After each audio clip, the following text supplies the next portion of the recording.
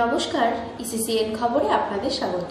আপনাদের সাথে আমি পূজা। বিস্তারিত খবরে যাবার আগে শুরুতেই হেডলাইন্স।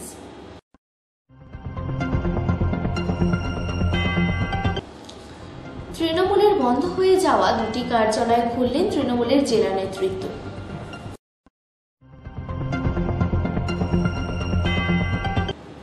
অব্যবহৃত অবস্থায় পড়ে থেকে নষ্ট হচ্ছে সরকারি অ্যাম্বুলেন্স, ভ্রুক্ষেপ নেই প্রশাসনের।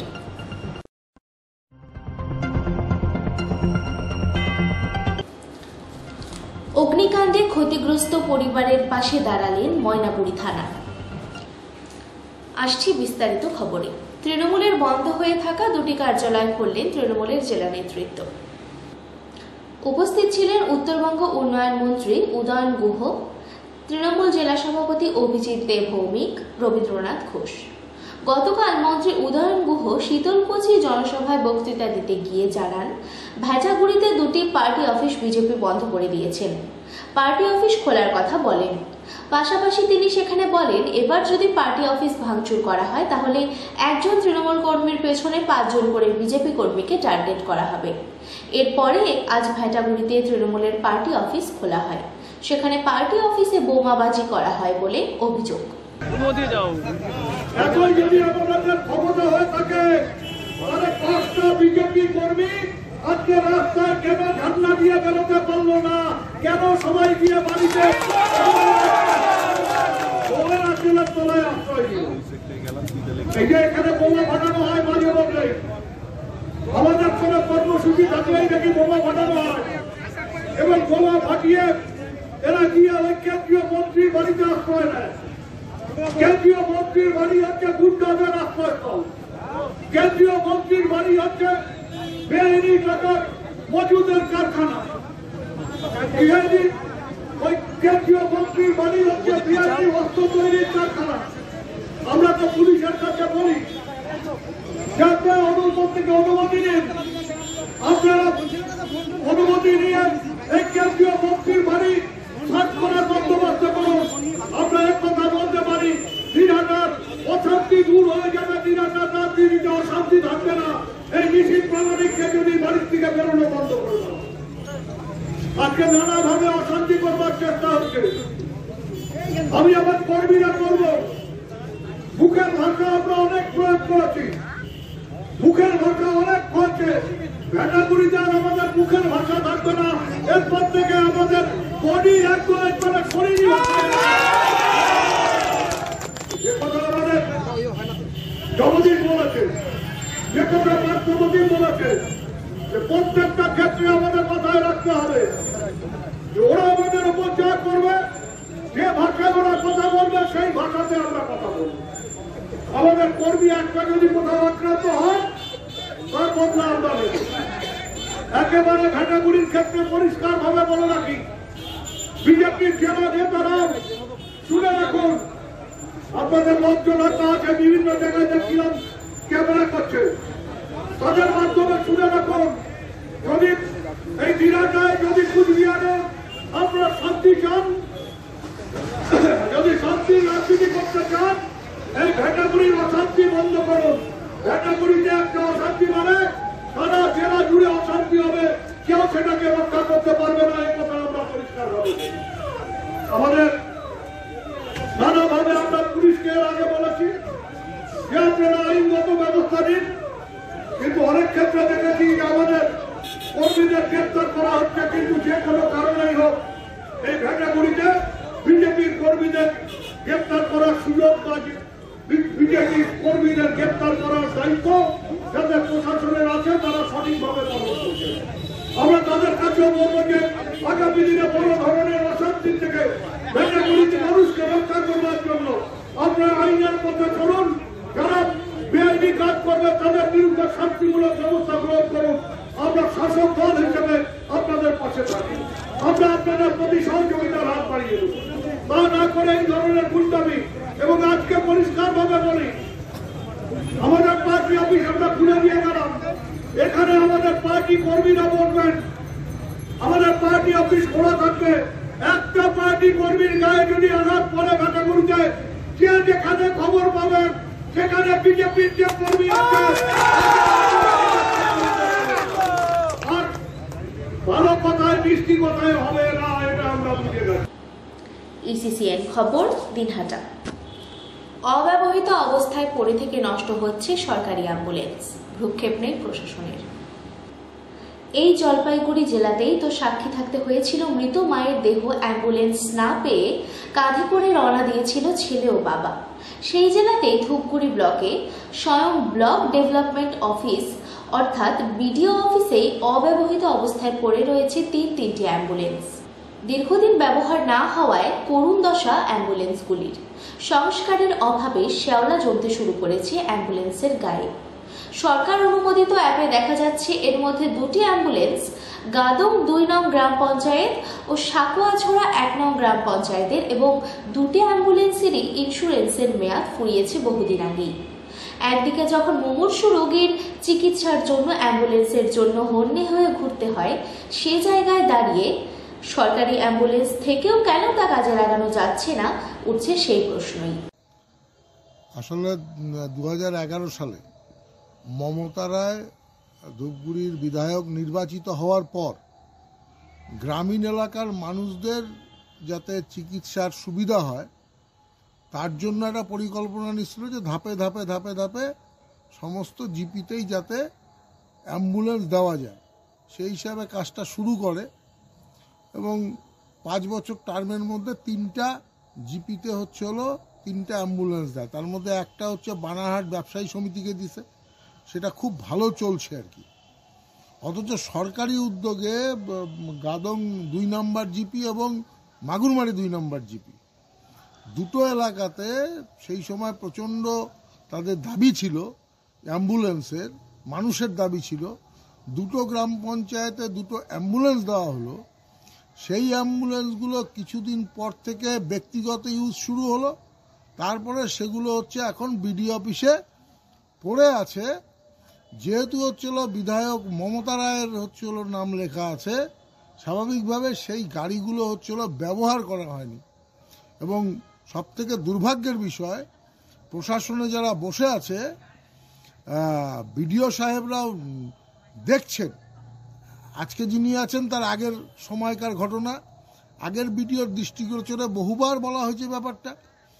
উনি কথাও দিছিলেন যে দুটো গাড়িকে অন্তত জিপিগুলোতে না হলেও অন্তত হসপিটালে গরিব মানুষের সেবায় যাতে ব্যবহার করা যায় সেটা উনি করবেন, হয়নি। এখনকার বিডিওর সাথে আমাদের এই বিষয়ে কোনো কথা হয়নি, কিন্তু ওই অবস্থায় পড়ছে, এটা খুব দুর্ভাগ্যের বিষয় আর কি। ইসিসিএন খবর, দিনহাটা। অগ্নিকাণ্ডে ক্ষতিগ্রস্ত পরিবারের পাশে দাঁড়ালেন ময়নাগুড়ি থানা। আজ রয়েছে বাবার মৃত্যুবার্ষিকী। তার আগে গত শুক্রবার দুপুর 1টা নাগাদ ঘটে যায় অগ্নিকাণ্ড, যার জেরে শোবার ঘর সহ ঘরে মজুদ টাকা, অলংকার, প্রয়োজনীয় নথি সহ বাৎসরিক অনুষ্ঠানের যাবতীয় সামগ্রী পুড়ে নষ্ট হয়ে যায়। এই অবস্থায় অসহায় হয়ে পড়েন ময়নাগুড়ি ব্লকের চূড়াভান্ডার গ্রাম পঞ্চায়েতের ডাঙ্গাপাড়া এলাকার কালীচরণ রায়। এরপর ঘটনার খবর জানার পর সাহায্যার্থে এগিয়ে এলেন ময়নাগুড়ি থানা। শনিবার ময়নাগুড়ি থানার আইসি তমাল দাসের নির্দেশে পুলিশ আধিকারিকরা এসে পরিবারের হাতে খাদ্য সামগ্রী তুলে দেন। এদিন চাল, ডাল, তেল সহ প্রয়োজনীয় সামগ্রী তুলে দেওয়া হয়। বাবার বাৎসরিক অনুষ্ঠান করার জন্য এই খাদ্য সামগ্রী পেয়ে ময়নাগুড়ি থানার আইসি সহ সমস্ত পুলিশ কর্মীদের ধন্যবাদ জানিয়েছেন কালীচরণ বাবু। আমরা যেটা উদ্দেশ্যে আসলাম, গতকাল হঠাৎ থানায় খবর যায় যে এরকম হসলুরডাঙ্গা এলাকার ডাঙ্গাপাড়া এলাকা, হসলুরডাঙ্গা বাজার এলাকার পার্শ্ববর্তী এলাকা ডাঙ্গাপাড়ায় একটা বাড়িতে আগুন লাগে। যার বাড়িতে আগুন লাগে সেটি তার নাম হচ্ছে কালীচরণ রায়। তো এই খবর আমরা থানায় যখন শুনলাম, তার পরবর্তীতে আমাদের মাননীয় আইসি সাহেব শুনলেন যে যার বাড়িতে আগুন লাগছে কালীচরণ বাবুর বাড়িতে, ওনার বাড়িতে আজকে ওনার বাবার বাৎসরিক ছিল। খুব দুঃখজনক ঘটনা। একদিকে বাবার বাৎসরিক, আজকে গতকাল তার মধ্যে আগুন লেগে গেল। তো ওই ঘরে ওনার মেনলি টোটাল বাজার টাজার ছিল, আজকের যে অনুষ্ঠান ছিল যেটা বাৎসরিক অনুষ্ঠান, তো সেখানে পুড়ে যায় সমস্ত জিনিস। তো মাননীয় আইসি সাহেব নির্দেশ দিলেন যে এরকম সেই বাড়ি থেকে আমরা অল্প কিছু সামগ্রী তাদের হাতে, চাল, ডাল, তেল সামগ্রী, সেই জিনিস তাদের হাতে তুলে দিলাম। এমনকি এটাও আশ্বাস দিলাম যে ওনার যদি পরবর্তীতে কোনো রকম কোনো প্রয়োজন হয় থানায় আসলে আমাদের মাননীয় আইসি সাহেব এবং আমাদের মাননীয় জেলার সুপার সাহেব যিনি আছেন, আমাদের সম্মানীয় এসপি সাহেব, স্যারও যথেষ্ট এগুলো ব্যাপারে তৎপর। যদি কোনো রকমভাবে ওনার পাশে কোনো রকমভাবে থাকার প্রয়োজন হয় উনি আসলে অবশ্যই আমাদের জেলা পুলিশ ও থানা পুলিশ ওনার সঙ্গে থাকবে। ইসিসিএন খবর, দিনহাটা। গোবর জল ও গঙ্গা জল দিয়ে শুদ্ধিকরণ কর্মসূচি করলেন কোচবিহার তৃণমূল কংগ্রেস।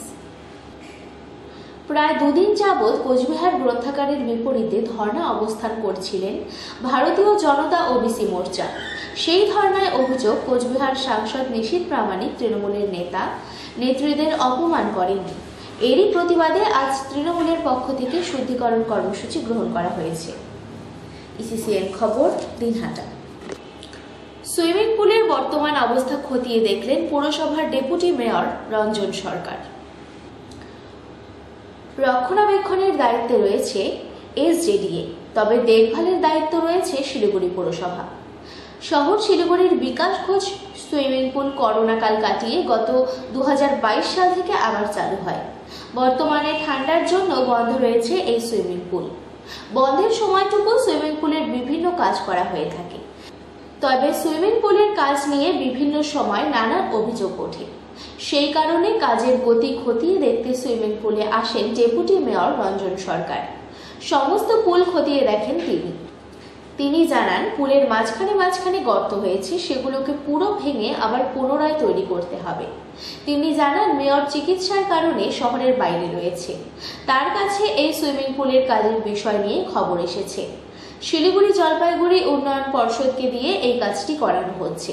পুরসভা দেখভালের দায়িত্বে রয়েছে, তাই পুরো কাজ যাতে ভালোভাবে হয়, কোনো জোড়াতালির কাজ যাতে না হয় তা দেখতেই সুইমিং পুল পরিদর্শন বলে জানান। কারণ ওর 5 বছরের এখনো পর্যন্ত টাইম রয়েছে এটাকে মেনটেনেন্সের।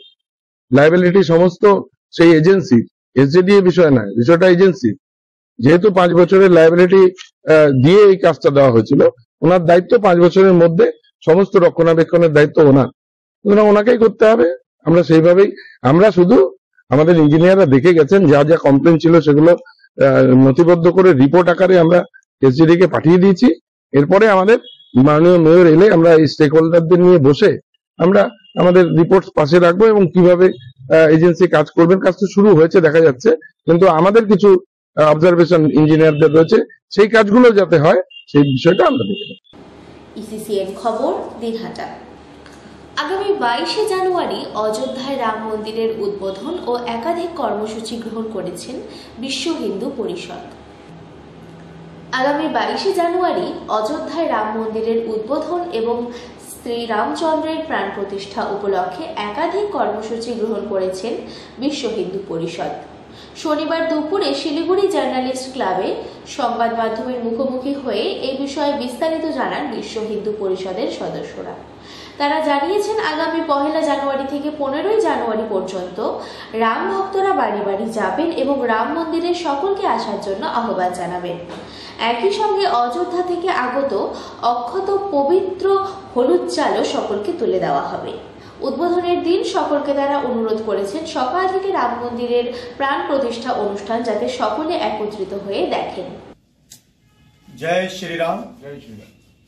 मैं लक्ष्मण बंसल, विश्व हिंदू परिषद उत्तर बंगाल सिक्किम का प्रांत संपादक का दायित्व। हमारे साथ हैं डॉक्टर विश्वजीत राय, जलपाईगुड़ी कॉलेज के प्रोफेसर हैं। आज की इस प्रेस वार्ता में आप सभी पत्रकार बंधुओं का शुभ स्वागत है।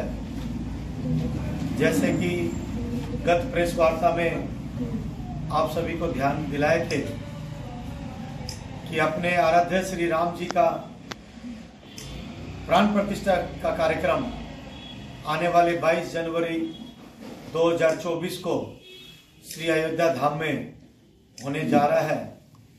इसी क्रम में संघ विचार परिवार, विश्व हिंदू परिषद के कार्यकर्तागण 1 जनवरी 2024 से 15 जनवरी 2024 तक पूरे देश भर में, पूरे विश्व में सभी सनातन धर्म प्रेमी जो अपने आराध्य श्री राम जी को आराध्य मानते हैं, उनके घर घर जाएंगे, उनके द्वार द्वार जाएंगे, उनको एक श्री राम जी मंदिर का चित्र प्रदान करेंगे। साथ में उनके ही भाषा में लिखा हुआ निमंत्रण पत्र जो श्री राम जन्मभूमि तीर्थ क्षेत्र की तरफ से आया है उनका आवेदन करेंगे, आग्रह करेंगे कि 22 फरवरी के बाद आप अपने समय अनुसार निकालकर अपने इष्ट मित्रों के साथ, अपने सगे संबंधी के साथ अयोध्या धाम पधारें, श्री राम लल्ला जी के दर्शन करें। ये दो के साथ साथ एक विशेष प्रसाद रूपी अक्षत जो 5 नवंबर 2024 में अपने अयोध्या धाम में पूजित किए गए थे, प्रसाद रूपी अक्षत पीले चावल हम निमंत्रण के तौर पर हर हिंदू, हर सनातन धर्म प्रेमी को देंगे। ইসিসিএন খবর দিনহাটা। ইসিসিএন খবর এখনকার মতো এখানেই শেষ হলো। আপনারা দেখতে থাকুন ইসিসিএন খবর, সবার মাঝে সবার সাথে।